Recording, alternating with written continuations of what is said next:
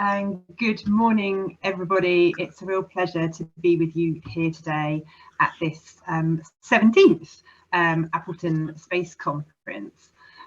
This morning, I'm going to talk to you a little bit about how we're going to take forward our very new National Space Strategy. I'm delighted to be able to join you. As Chris said, I am a relatively new Director of Space at the Department for Business, Energy and Industrial Strategy. A new Space Directorate was stood up in the Business Department earlier this year, partly to develop the National Space Strategy, but also, I think significantly, to give space a real home for the first time within the Business Department, which really reflects the government's ambition around space. It was great to hear Paul speaking a little earlier today and hearing his perspective on where we're at in the UK space sector. You know, as a newcomer to the sector, it's fantastic, I think, to hear his enthusiasm and his ideas about how we're going to move forward. And Paul and I are working incredibly closely together as we go into this next era of implementing the space strategy.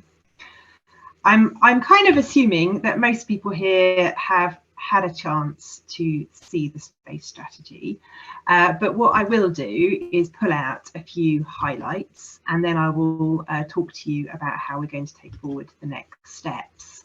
I mean, I think let's just reflect for a moment. I think it is worth feeling a sense of achievement. This strategy was put together, not only in collaboration with lots of parts of government. Clearly, it's a joint strategy with the Ministry of Defence. It's the first time we've got an integrated civil and defence based strategy. But, we've had contributions from departments right across government, whether that's the FCDO, the DIT, DFT, DEFRA, DCMS, it's a really collaborative effort, but not just within government. We work closely with the sector as well, and listened to what industry and academia were telling us we should be focusing on. And so I hope that what we've produced, is a collective setting out of where we need to go over the next decade or so as we start to implement this. We all, let's reiterate again, this is a high growth sector. It's fast growing, it's got lots of potential. And anybody who has heard our new Science Minister, George Freeman, talk about this, you will be able to hear his enthusiasm and his optimism that this is a sector that can really go far. But government needs to do the right thing to help the sector. That's very, very clear. So what are we going to do? Well, I think the strategy sets it out really nicely. It talks about three broad areas of activity that we need to take in order to capitalise on this opportunity. And I will not read out the whole strategy, don't worry, but I will just reiterate those three areas. Capitalising on existing strengths. We have got real strengths in our sector, and we must continue to look after those areas. So capitalise on them. Build leadership in high growth areas. So these are areas that are exploding in terms of growth opportunities, particularly in sort of applications. And then looking further down the track to nascent markets, and looking at what potential we've got to invest in relatively new and upcoming areas. And we talk about those in terms of in-orbit servicing, in space manufacturing, space-based energy, I know that was mentioned earlier today, and resource utilisation. So those are sort of three broad categories of activity that we want to explore. Capitalising on strengths, maximising high growth areas, and looking further afield and further ahead to see how we can keep ahead of the curve on those new and nascent opportunities. And we're privileged, of course, in government to have various levers that we can pull in order to kind of capitalise on those opportunities. So some of the ones I will just again highlight before I move into the sort of what we're going to do about it section is maintaining international partnerships, forming new trading relationships, thinking about which countries we want to work with, whether that's in multilateral partnerships or within bilateral relationships. And one of the pieces of work that my team is starting on now as we move into the next phase of adding a further layer of detail, if you like, to what is effectively quite a high level strategy. You know, that's what government strategies usually are. We need to add that layer of detail, and looking at how we're going to work with countries will be one of those first areas that we focus on. And then secondly, levelling up. You'll hear that phrase a lot from government at the moment. It's absolutely the heart of everything that this government is trying to do. And actually, the space sector has huge potential to spread economic growth and jobs right across the country. We're already seeing that in the fantastic work of the clusters. And, you know, we can maximise the potential that having spaceports in the far north of Scotland and in Cornwall, as well as, you know, other parts of the sector can really offer us. So you'll see more about that. And thirdly, regulation. We talk about how the UK is already a leader in modern regulation for space activities. But there's more we can do, and we hear this from the sector all the time. You know, we've got a good regulatory environment, it is attractive, but we can do better. There are things that we need to address there as we go forward, and we're already starting that dialogue with the sector about how we can do more there. Fourthly, innovation.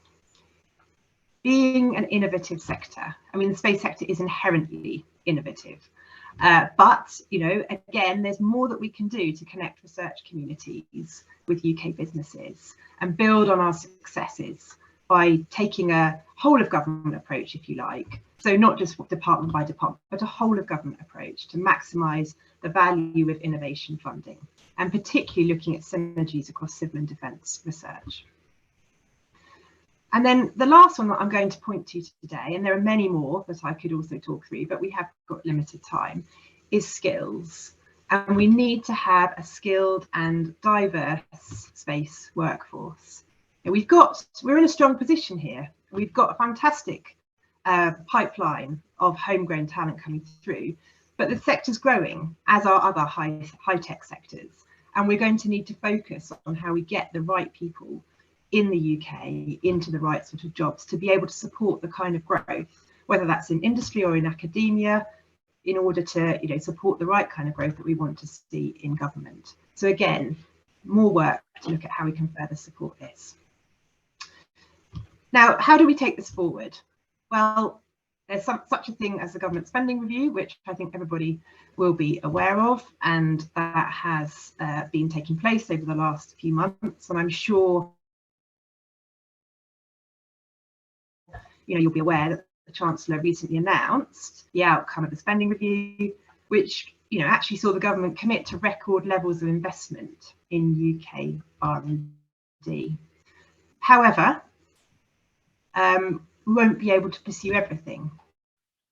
The government has a hugely ambitious agenda in this area, and an uplift in funding is highly significant. About it gives an indication of the government's level of commitment to being a science-led economy.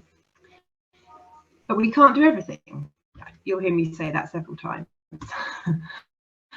And so what we're going to have to do is ruthlessly prioritise what we take forward first in the strategy, what we need to do immediately, how we resource that, and then how it will play out over subsequent years. The great news is that for the first time in a while, the spending review is promising a multi-year settlement for departments, which I know particularly for the R&D community is really, really important to understand what the budget's going to look like for more than 1 year at a time. So following this sort of headline settlement, if you like, through the spending review, departments will then have to make decisions about how the money is allocated. And these, of course, will make decisions about what the R&D budgets for individual organisations, including the Space Agency, will look like.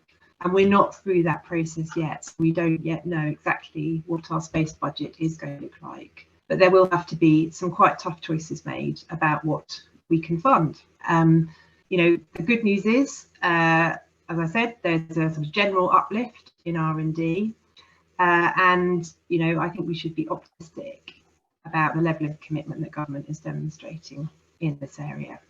So that's the spending review. And then we need to do some things within government in order to actually be able to sort of physically deliver on the strategy, if you like. You know, we might have our ambitions set out in the strategy and our goals. Hopefully we'll have our resourcing envelope quite soon.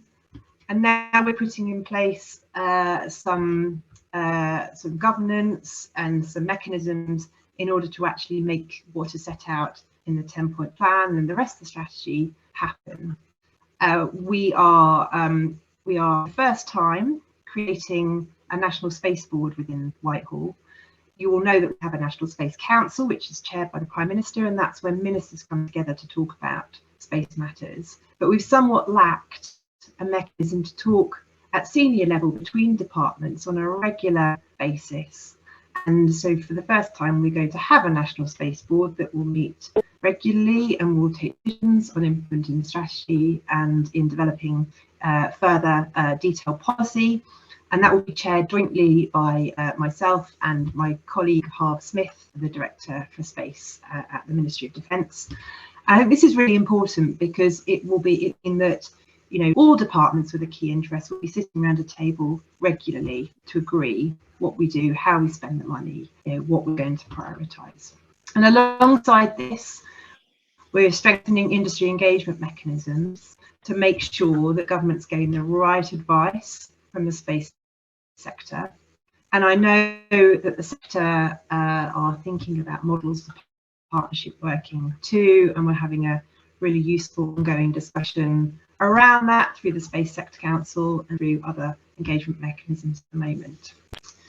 And then finally, the other thing that we are working on at the moment is the sorts of metrics that we might use to be able to measure our success. You will know it actually doesn't have a specific headline target, I'm sure. But that doesn't mean that we don't need to have ways of measuring how we are doing. And we're committed to working with the sector to find those right metrics that will be meaningful both to us in government, but also just to understand our progress.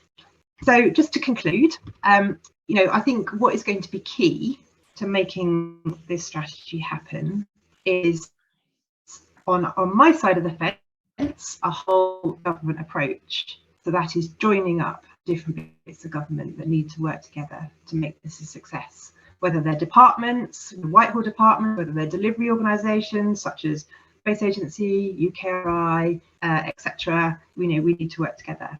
And, you know, clearly the other key part is a close partnership between all parts of the space sector. You heard George Freeman talk enthusiastically about what he wants to achieve, I'm sure. He is looking for pace. He's looking for innovative ways of doing things, and he's clearly excited to be involved with our sector. And I think that is an enormous strength that we can build on as we move into an implementation phase. So I'm going to wrap up there.